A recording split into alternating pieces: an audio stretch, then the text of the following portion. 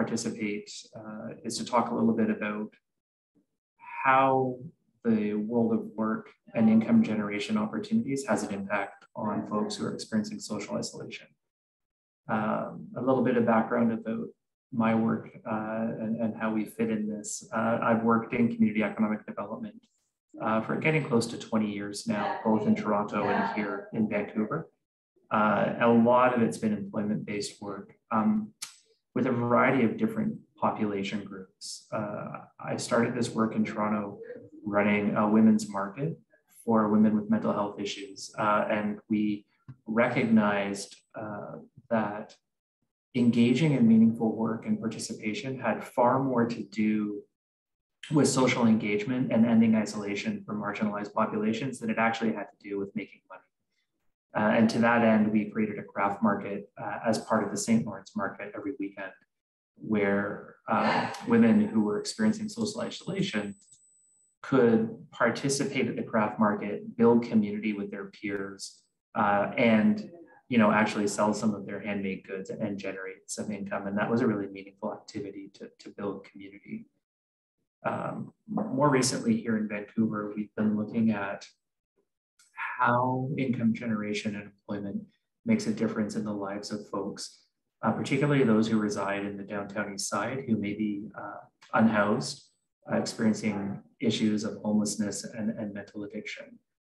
And we know that work goes beyond, again, income, but it's about creating a social network and a sense of purpose that allows people to build their capacity and then take on other challenges that they might be facing in their lives.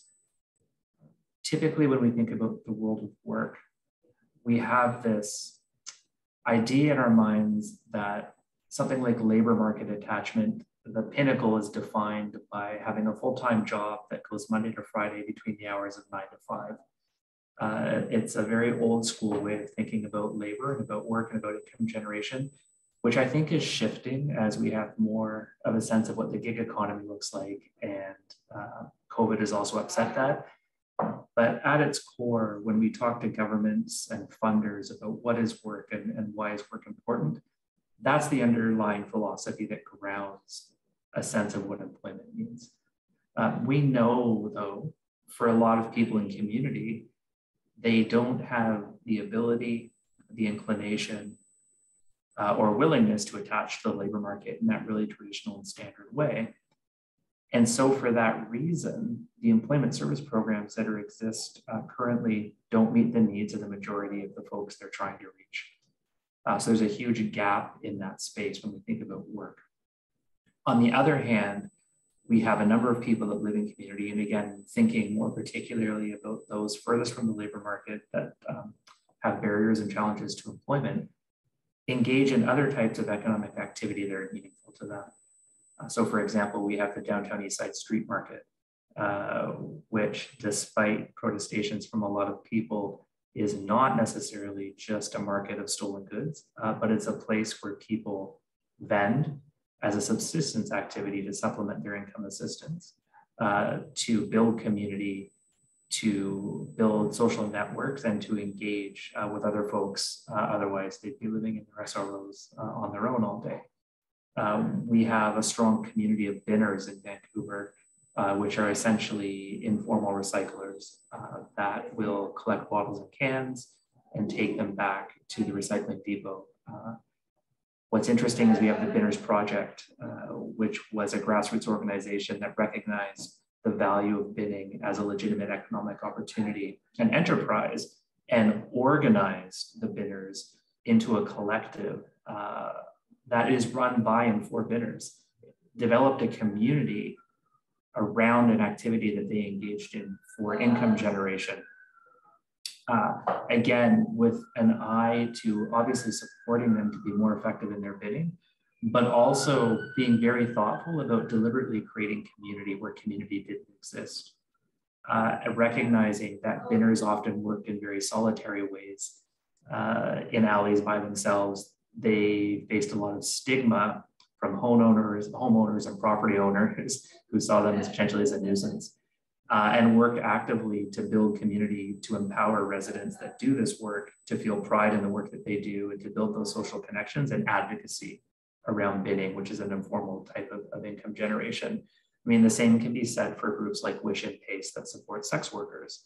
Again, an income generation activity, work, that is often highly stigmatized, which leads folks to be isolated and disconnected because they don't feel they can talk about their work in a meaningful way, or that the community that they belong to is not legitimized, recognized, or supported, which keeps folks living in isolation.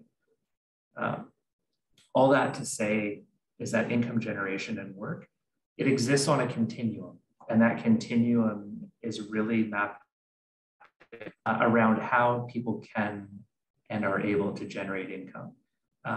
And it's not a linear progression from volunteerism to full-time labor market attachment, but that work and income generation can be defined in a variety of ways to suit a variety of needs. So from volunteerism, which gives some folks purpose and meaning in life and a chance to leave their homes, their places of residence, and do something creative, meaningful to them, to informal income generation like bidding, vending, sex work, or other types of childcare activities for neighbors, to part-time work, to engaging in the social enterprise, to full-time work. The idea there is that income generation and work, again, it exists on a continuum. It's not a linear line.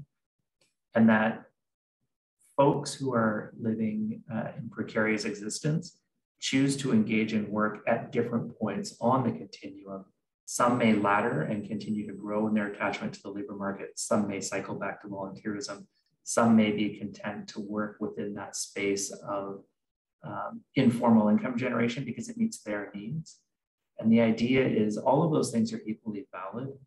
All of those things should be equally supported and promoted because they all bring additional value to folks' lives beyond just the money that they earn. And that is really about the community building that happens in those situations. So that's kind of a broad strokes idea about how income generation creates opportunities for social networking.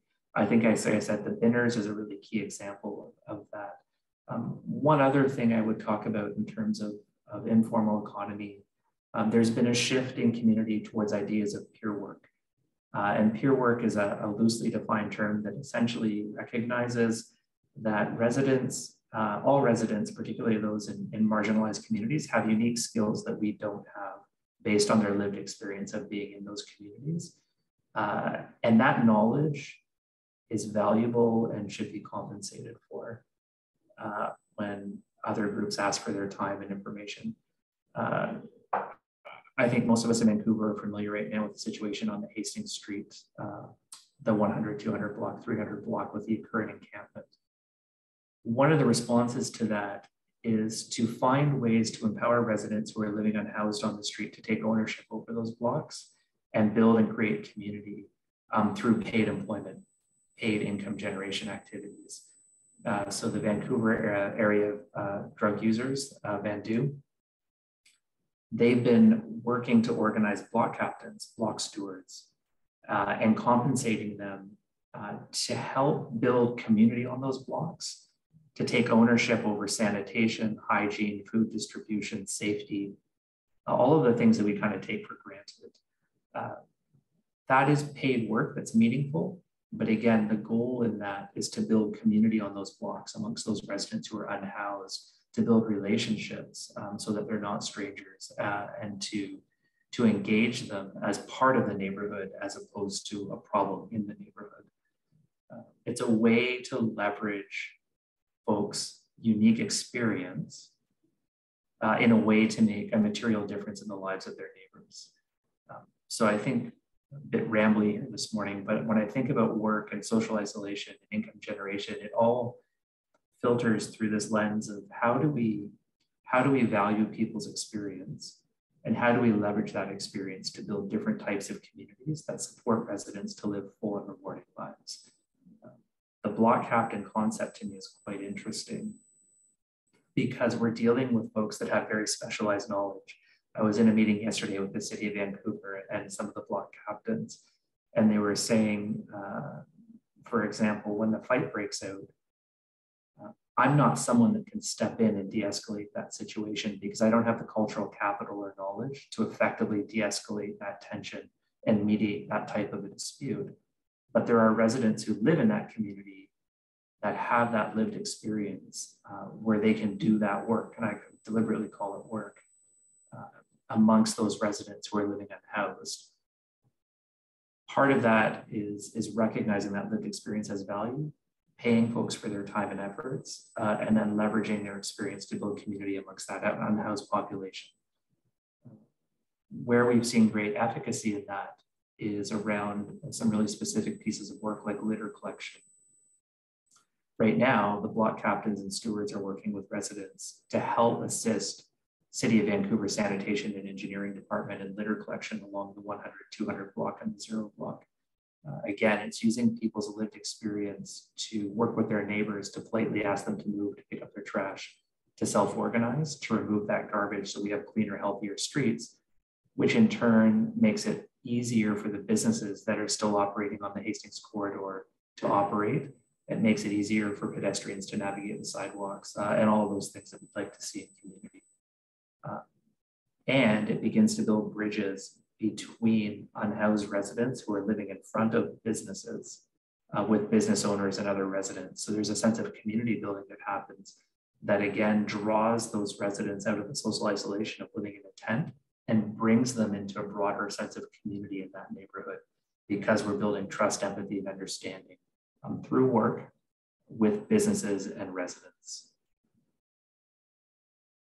Not sure if that's resonating with you or if you have any kind of specific questions around that concept. That's really interesting, Steve. You know, the question that, and I think that you may have hit this, and forgive me if I missed it, but my question would be, just to kick it off, and folks feel free to add your questions to the chat, is what's the biggest social or community building challenge that you see facing this group? And it sounds like you don't have just one type of group, you have multiple different groups that you're engaging in. And as it relates to social isolation, I think one of the bigger groups that we think that we're trying to address in Brands for Better is groups that are a little bit in the older and the senior category as well. Yep. So to hit back to the question is what do you see as one of the bigger challenges, I guess? I don't know if there's an overarching theme. Yeah, I mean, I think my experience here in Vancouver, specifically in this community, is around the intersectionality of issues in different populations. When we think about residents in the SROs and some of the supportive housing buildings, we do have an older population that has their own significant barriers to living full and rewarding lives. When it comes to supporting them through that, I think there's a myriad of ways that we can look at income generation opportunities as a way to draw people back into community, both formally and informally, that brings them out of their homes or out of their rooms and into community with other residents. Recently here in the downtown Eastside BIA, the Hastings Crossing BIA, we hired a local resident who lives near Oppenheimer Park. He's an older gentleman in his 60s with some health concerns, but who knows the neighborhood intimately well and knows all the business owners. And for Chris, for this particular gentleman, by providing him with an employment opportunity, it had multiple impacts. One, it gave him purpose in his life as an older resident who was no longer formally employed and lacking a sense of grounding in his day-to-day life. So he had a couple of hours a day where he had task and purpose, which was incredibly beneficial to his overall mental, emotional, and physical health. From a physical health perspective, it brought him out of his room every day and had him walking the neighborhood, which had a positive effect on some of the health concerns that he was dealing with.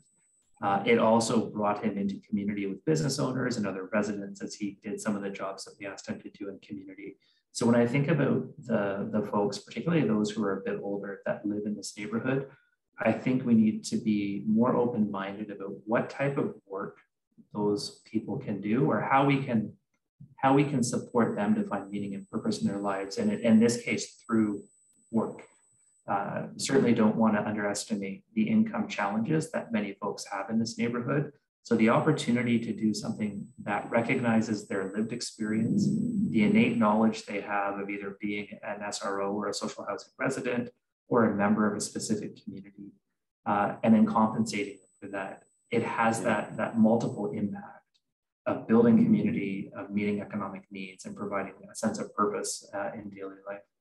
Isn't that interesting? You know, the idea that just jumped into my head was leadership. So it's almost like you're in some of those other examples, it's like you're appointing leaders, and essentially they're coming management, and they can pass on a lot of this knowledge and direct people in ways that are probably beneficial for everyone, and for the individual as well. And then they get a sense of, hey, I'm actually doing some good here. I'm actually contributing, and maybe that kind of pushes them forward further. Yeah, 100%. Well, the other thing that kind of comes to mind in this sense is that we have a city that is always in a state of construction.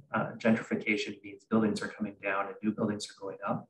Yeah. Often that leads to a point of tension between residents and social housing, particularly in the downtown peninsula, and new neighbors. There's one specific example I'm thinking of at the Hotel Canada downtown, where there's a private developer building next door, and there's a lot of tension between the residents and the construction crews.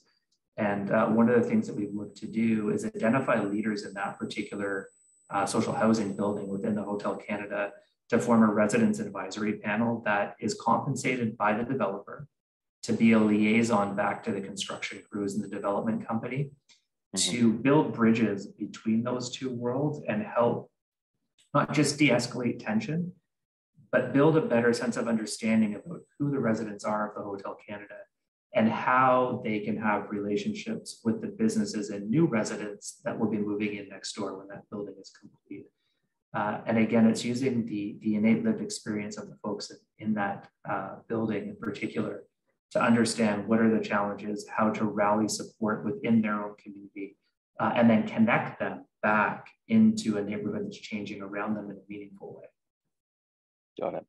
So when a new project like that's going on, they see this new building coming up, is the immediate feeling like they are being further removed and further isolated? Is that how they end up feeling? Because I actually seriously wouldn't know. Like what's happening emotionally for folks on the downtown east side when they see that? I think there's a fear. There's a fear that as the neighborhood is changing around them, we're seeing an increased loss of affordable goods and services, and a sense that new incoming residents that might be paying market rent, market rates, will bring some of the biases into community and continue that sense of displacement or disconnection from a place that residents call home.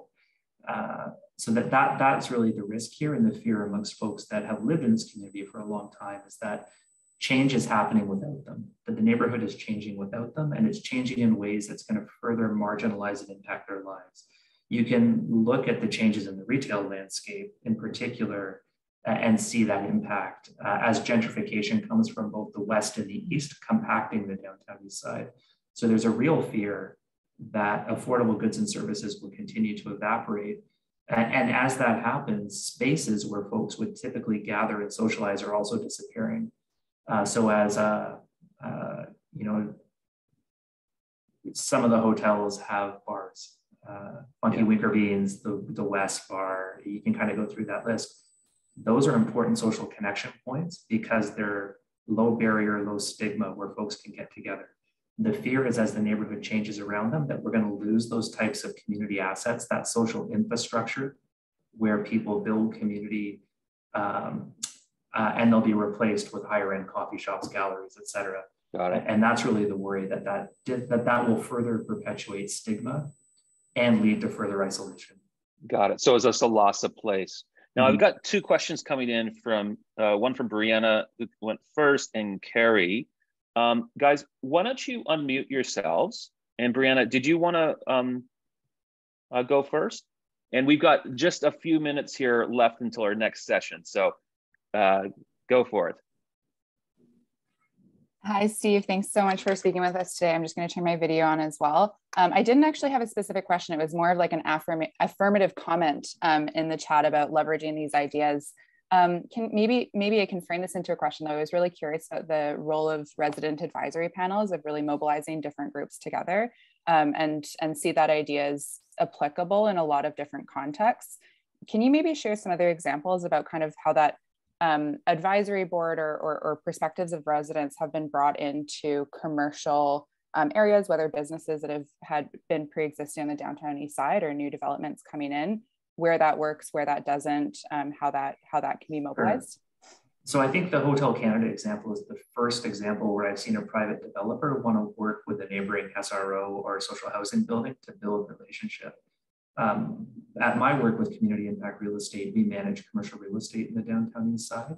And we do have a community advisory board that helps us determine when CRUs become vacant, where is there a need in neighborhood for an affordable good and service? Where's a gap in what residents are looking for and who might be best to fill that gap?